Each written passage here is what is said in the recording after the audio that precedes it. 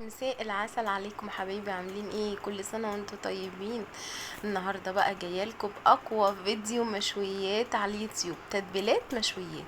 هنعمل النهاردة تتبيلات حلوة قوي قوي قوي للحمة المشوية، وهقولك القطعية الحلوة، وهنعمل كمان مع بعض الطرب والكفتة. بجد احلى تتبيله مشويات هتاكليها في حياتك. انا على طول بعمل الطريقه دي، ما بغيرهاش. وهقولك ازاي تختاري نوعيه اللحمه الحلوه للشوي. انا اول حاجه عندي 3 بصلات ضربتهم كويس في الكبه، وخدت الميه بتاعتهم، وضربت كمان طماطم وفلفل، وخدت برضو الميه بتاعتهم عشان مش محتاجين التفل خالص. حطيت عليهم 3 معالق كبار من الزيت، ومعلقتين كبار من الخل، ومعلقه كبيره من العسل. ما تخافيش منها، بتبقى حلوه قوي. حطيت كده ربع معلقه صغيره من القرفه، وحطيت كده معلقه كبيره مليانه من البابريكا. تمام. وحطيت كمان معلقه كبيره من الفلفل الاسود، وهنا عندي معلقه مليانه كبيره كده من بهارات اللحمه، وعندي هنا صويا صوص كمان هحط برضو معلقه كبيره. تمام. لو عندك كمان زبادي تقدري تحطي كمان علبة زبادي، بس للأسف أنا ما لقيتش زبادي، وما كانش عندي يعني، وبعت حد ما لقيتش. فتمام يعني، التتبيلة بتاعتي مش هتقول لأ. بجد حلوة قوي قوي، مش هنحط اكتر من كده. دي قطعية اللحمة دي اسمها آه، آه، بصي انا بقول للجزار عايزة اللي هي الستيك. تبقى ستيك، هي بتبقى شريحة طويلة كده، وانا بقطعها الشريحة دي بقطعها 3 حتت زي ما انت شايفة كده. دي ستيك، بتبقى من بيت الكلاوي تقريبا. فبقول له عايزاها للشوي وكده، فهو بيظبطها لي، والدهون اللي فيها دي بتديها طعم روعة. انا ما بحطش ملح لتتبيلة اللحمة، لان البهارات بتاعت اللحمة بيبقى فيها نسبة ملح، فانا ما بحطش. تمام كده. هنا بقى الكفتة بتاعتي، حطيت فيها بقى اللي هي التفل بتاع البصل والطماطم والفلفل، ما رميتهوش، حطيته للكفته لان الكفته مش بتحتاج ميه. حطيت على الكيلو معلقتين كبار من البقسماط. لو مش عندك بقسماط حطي معلقتين كبار من الدقيق، بتخليها متماسكه كده وحلوه.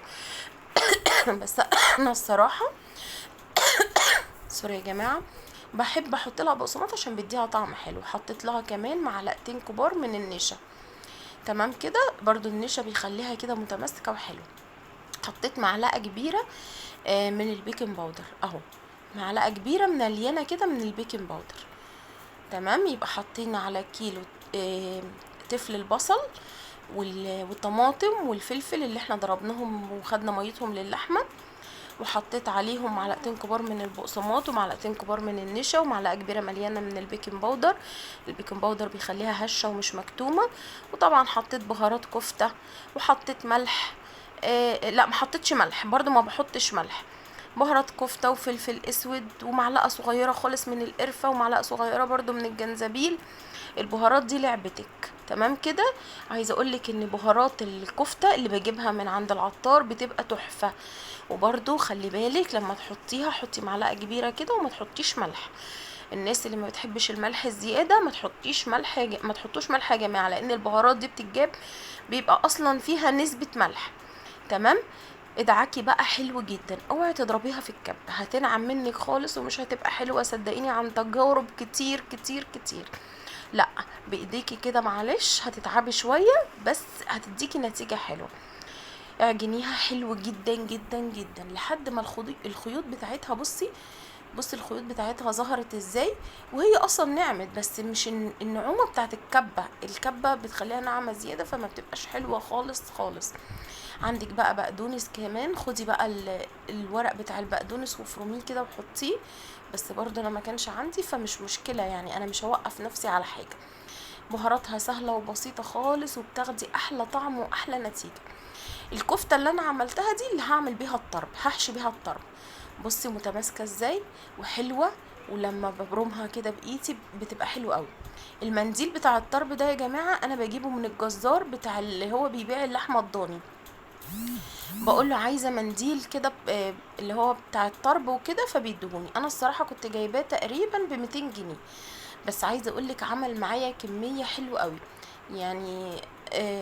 غير الكميه دي كمان انا كنت عامله نصه قبل كده. تمام كده. انا بفرده كده على صينيه وبعمله كده زي ما انت شايفه وبحشيه، بس انا ما بحبش الطرب يبقى تخين، يعني بحب اللي هو الطرب يبقى المنديل يبقى سمكه كده رفيع. فالحتت التخينه دي انا بستغنى عنها، مش برميها، بحطها عندي في الفريزر او بضربها في الكبه كده تتفرم وبحطها لو هعمل كفته وعندي الكفته اللحمه حمرا بتاعتها، فبحط منها حبه. طبعا الكفته لازم يبقى فيها نسبه دهون. تمام، انا وريتكم في الاول ان الكفته بتاعتي كان فيها نسبه دهون. انا بلف لفه والتانية، لفه والتانية واقطع، لفه والتانية واقطع، مش بحب ايه الف كتير. وعايزه اقولك ان كل ده اصلا كمان بيسيح ايه في وانتي بتشويه. انا الصراحه هعمل معاكم التتبيلات اللي وريتها لكم دي وهوريكم كده في الاخر. انا الصراحه مش هشويها في البيت، انا بجهزها كده بوديها للراجل يشويها لي بره على الفحم، بتاخد طعم الفحم وبتبقى حلو قوي، لان انا الصراحه ما عنديش امكانيات ان انا اشوي في البيت وكده. بصي القطعه دي سمكها بيبقى رفيع، فانا الصراحه بحب الطرب يبقى اللي هو ايه، بصي بيبقى خفيف كده، بحبه قوي. بصي لفه والتانية وبقطع. تمام، انا ماليش الصراحه برضو كمان في الطرب قوي، انا بس اللي عندي في البيت ولادي وجوزي هم اللي بيحبوه، فبعمله لهم يعني وكده. عايزه اقولك ان لما بتشتريه بره جاهز بيبقى غالي جدا جدا جدا.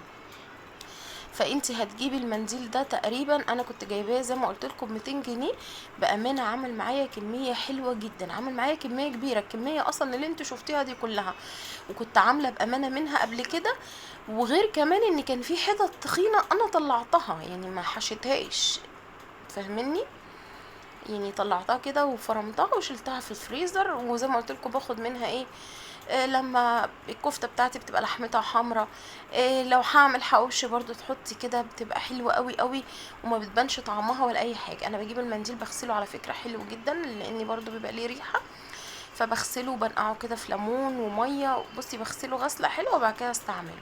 اهو عملت معاكم تتبيله اللحمه زي ما قلت لك، لما تجيبي لحمه للشوي صدقيني بتبقى احسن كمان من عرق الفليت. والله انا جربت كل النوعيات دي اللي رسيت عليها في الاخر وما بقتش اغيرها.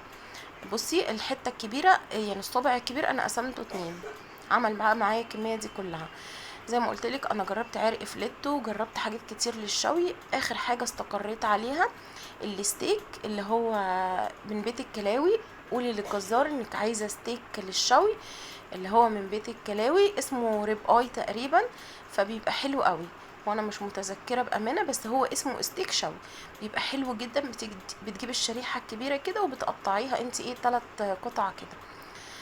يا رب التتبيلات بتاعتي تكون سهله وبسيطه وعجبتكم، واشوفكم بقى في فيديو جديد واقول لكم مع الف سلامه، كل سنه وانتم طيبين.